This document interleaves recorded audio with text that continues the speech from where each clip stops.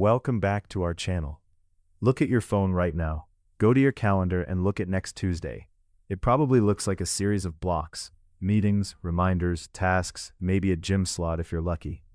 We have optimized every single square inch of our time. We buy the productivity planners, we download the focus apps, and we listen to the podcasts telling us how to get 10% more efficient. But I want to ask you something that none of these apps will ever ask. When was the last time you actually felt like you were building something that belonged to you? Not a corporate goal, not a performance review metric, but a life. Most of us are running so fast toward a destination we didn't even choose, simply because we are terrified of what happens if we stop moving.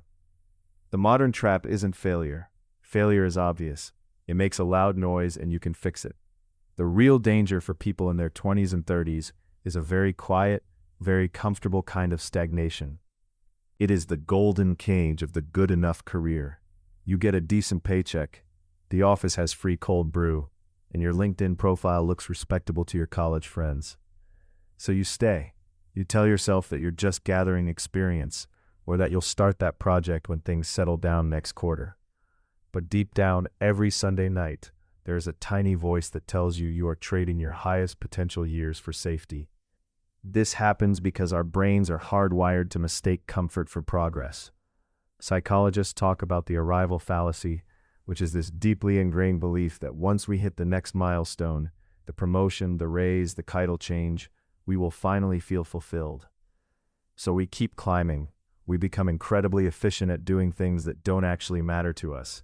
We build someone else's dream with an obsession we should be applying to our own lives.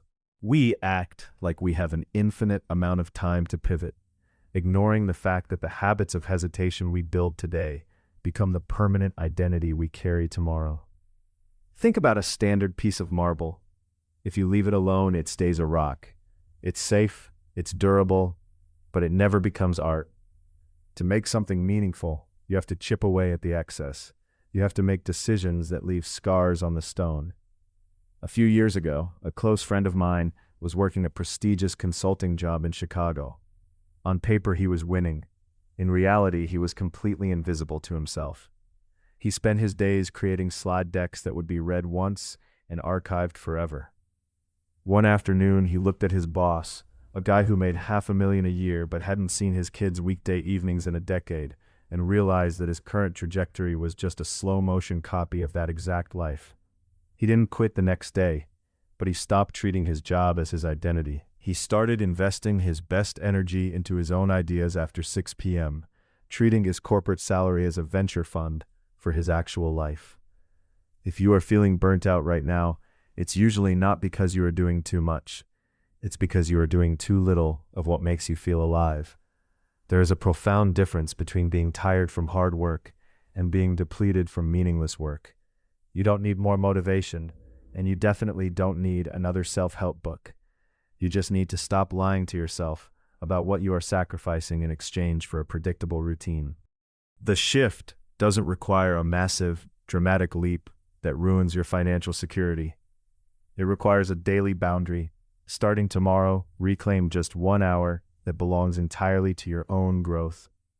Shut off the notifications, close the work laptop, and spend 60 minutes building, learning, or creating something that cannot be taken away from you by a company layoff. Treat that hour like it is worth $1 million, because over a long enough timeline, it is. You are the driver of this story, not a passenger in a corporate carpool.